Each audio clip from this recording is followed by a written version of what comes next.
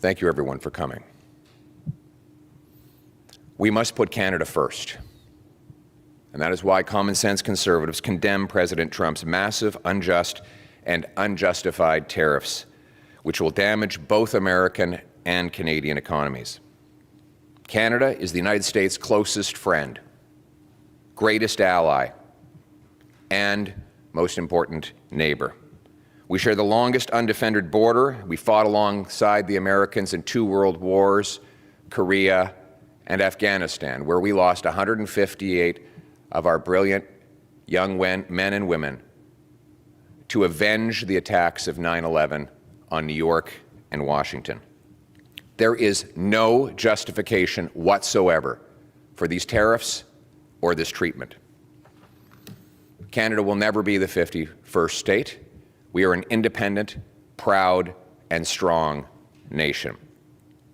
I'd like to speak first to our American friends. You are our friends. You are our neighbors. We share the longest undefended border in the history of the world. You buy our products, and we buy yours. You have a trade surplus with us when energy is excluded. And when it is included, the deal is even better for you because you buy our oil and our gas at massive price discounts. Not because we're nice Canadians, but because here at home we've made really dumb decisions to prevent us from exporting our energy to any other countries. But either way, Americans are better off with this friendship. We share a continent, we share the same risks and the same potential enemies from around the world. Those kinds of enemies can metastasize into real dangers and actual attacks, as you saw suddenly and unexpectedly on 9/11. It's good to have friends when those sorts of things happen.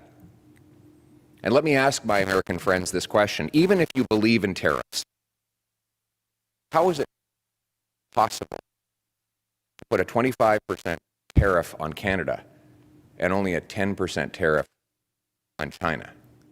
In what strategic mindset does that make sense? If it's to do with fentanyl, the fentanyl is coming from China. It's killing our people too. We both have to do more to stop it, but we can do more when we do it together. Now, here at home, my message to the Liberal government: put aside partisan interests and recall Parliament. It is insane that in this great crisis, Parliament is shut down to deal with a crisis and a power struggle within the Liberal Party. Let's put aside partisan, political interests and recall Parliament to pass into place a common-sense Canada First plan. And here's that plan.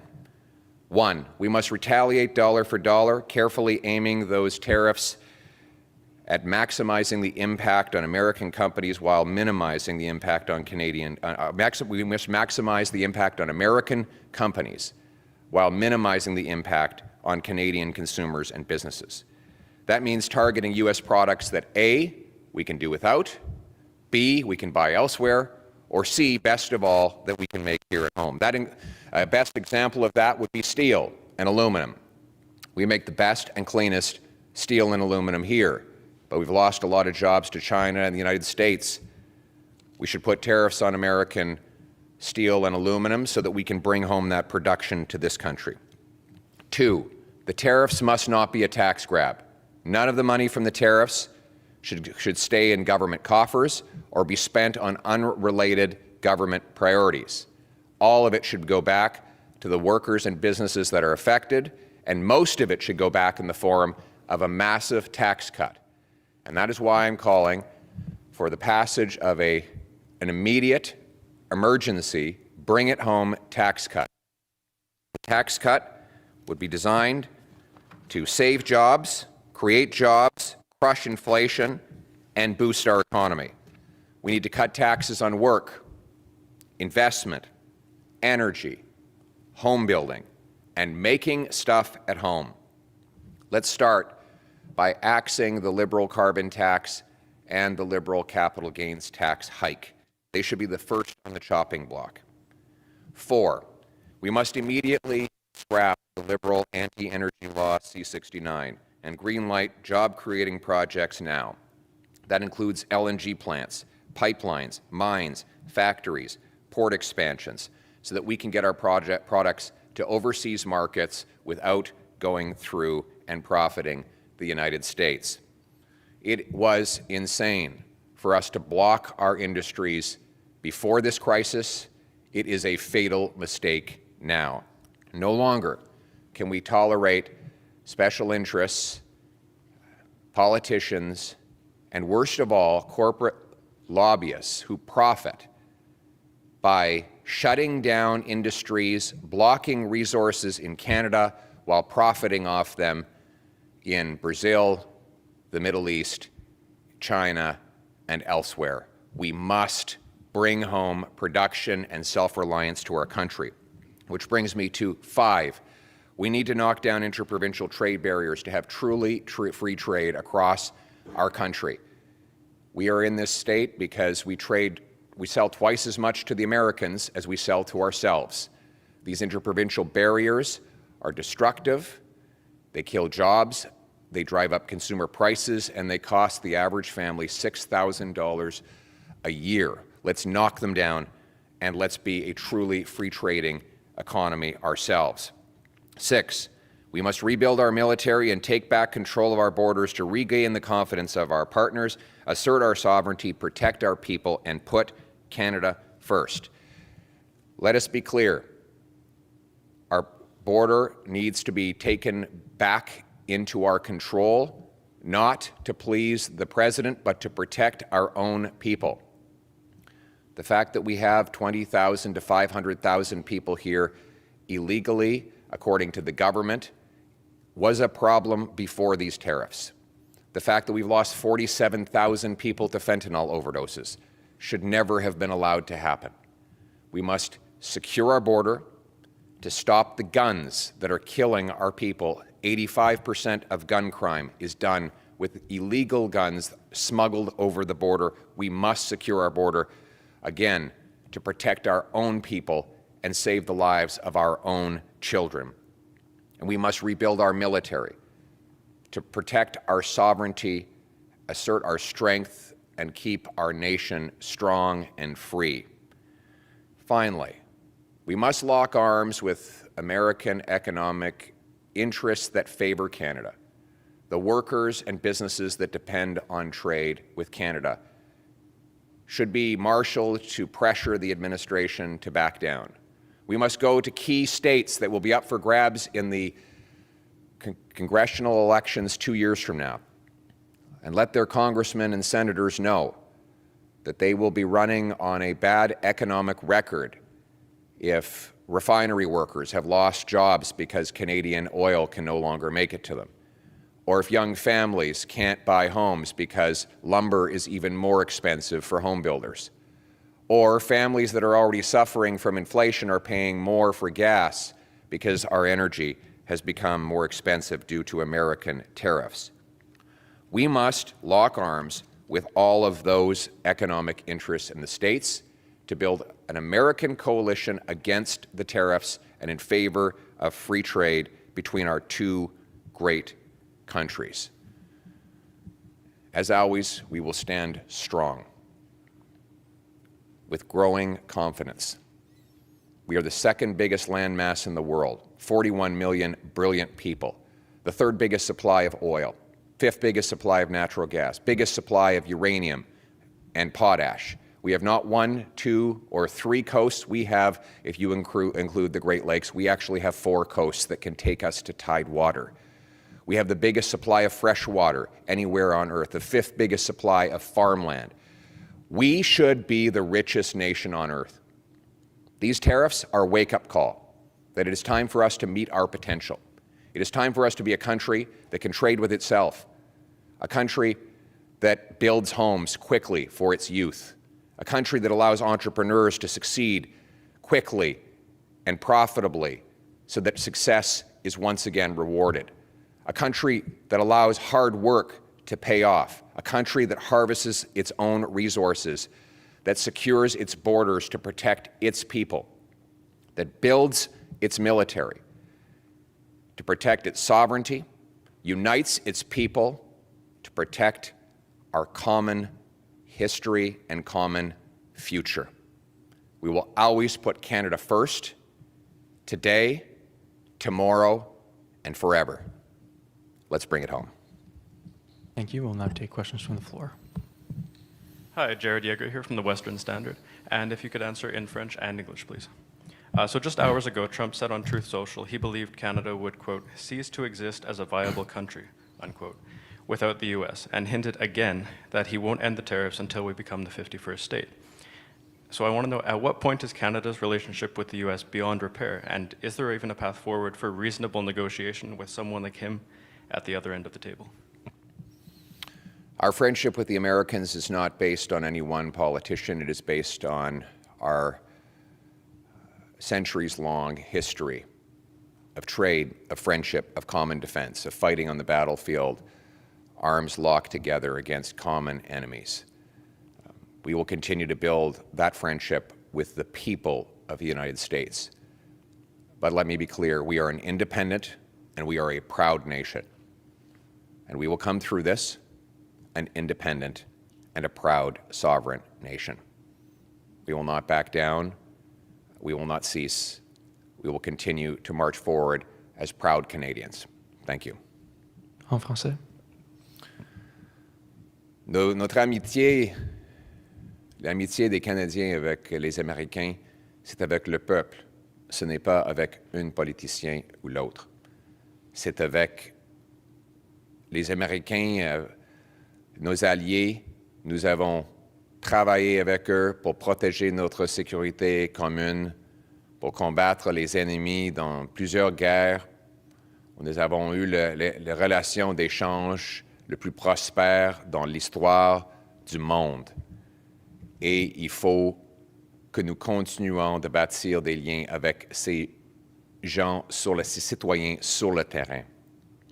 Ici au Canada, nous allons défendre notre souveraineté, nos frontières, notre histoire et notre futur.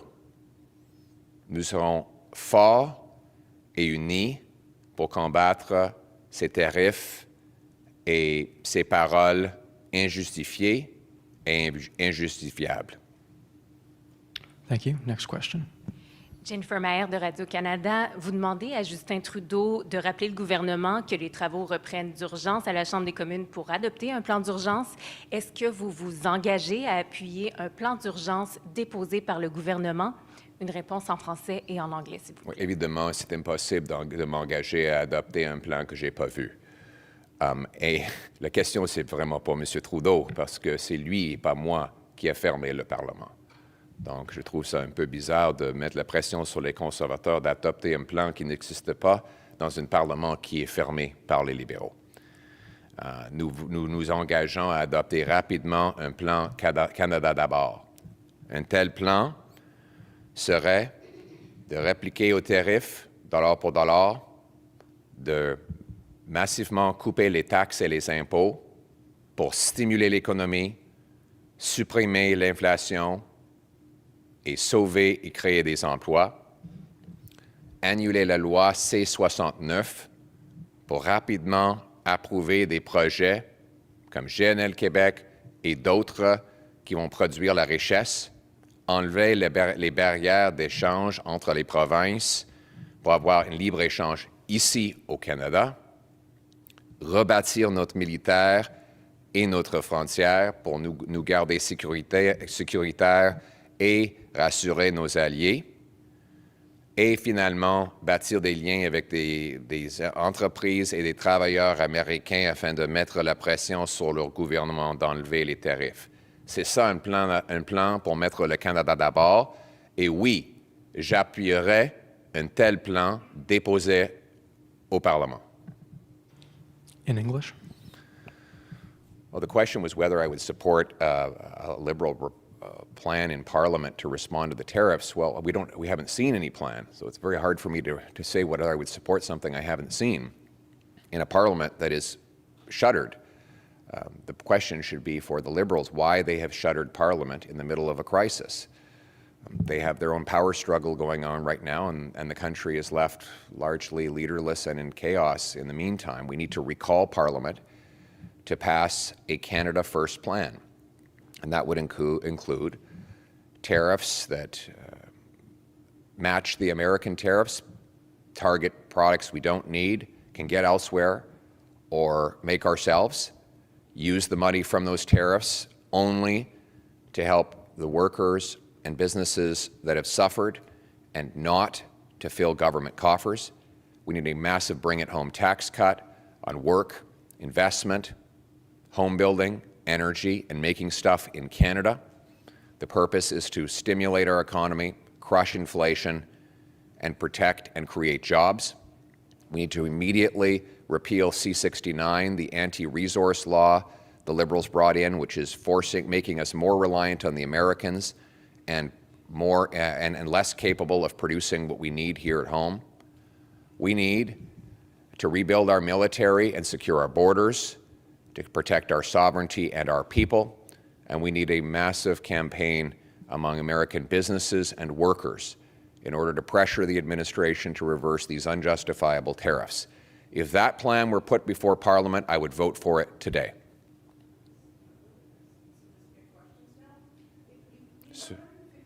Sorry, who's next? Sorry. I'm being pushed out a lot for some reason. I guess CBC is allowed to ask questions now. You have talked about Sometimes we like to hear from local media. Do you believe the government's promise of $155 billion in counter tariffs is enough? And what would you do differently to get the president to change course? And to clarify your last question, are you saying that you would step aside and not compete for the head of the country to allow us to get through this crisis? Or I'm unclear about your answer to the last question. Well, I find it a strange question. CBC is asking me to step aside in the next election. It's a very strange request. No, we're not going to suspend democracy. The Canadian people run this country, and they will choose the next Prime Minister. Thank you very much. Next question. Thank you. Next question. Thomas Seal from Bloomberg. You mentioned the economic jeopardy for American refinery workers in your remarks. Is Canada's negotiating position today still weakened without the prospect of restrictions or export taxes on its biggest export by far, energy and crude oil? Well, I think the reason that Justin Trudeau has refused to answer that question, and the reason why numerous Quebec leaders have surprisingly, to some might be surprised to learn, have come out against it, is because it's not clear how Western oil would actually make it to Quebec, given that the oil we transport from Western Canada to Quebec goes through the United States, goes down into the States through lines 5 and 9 and back up to Quebec. Of course, Eastern Canada has to import a lot of Eastern American oil because we don't have a transnational pipeline. Furthermore, we don't export any of our natural gas to any country other than the United States because the government here has blocked LNG export plants. So the question then becomes, where else would we export our oil and gas? And I think we're all starting to realize just how absolutely reckless it was for Mr. Carney, Ms. Freeland, Mr. Trudeau to block pipelines and other resource projects that would have made us less reliant on the United States. And so all of these suggestions of blocking Canadian energy exports have to be followed up with a question. Where else would you sell our resources? Yeah, right, but we have nowhere else to sell it. So that is the question that, these are the questions that have to be answered. So far, the Prime Minister has said that he does not want to divide the country by attacking one industry in one region against the others, and I actually commend him for those remarks, and I agree with him on that. This will be the final question. Alex Zoltan, True North. Question is, do you believe that tit-for-tat tariffs with the United States could lead to a trade war that Canada cannot win? I believe we're already in a trade war, and I believe no one will win. I think both countries will lose, and that's my message to our American friends. Why? Why would you want both of our countries to lose a trade war when we have the most successful trading, security, and geographical relationship that any two countries have ever had in the history of the world? Why would you want us to lose, both of us? Because that's what's going to happen. This will make America poorer, weaker, and less safe. Will Canada lose? Of course. We're both going to lose. So let's stop losing on both sides of the border. Let's hammer out our differences and actually trade more. That would be a winning solution to all of this, and that is the message that I will bring as we put Canada first. Thank you very much.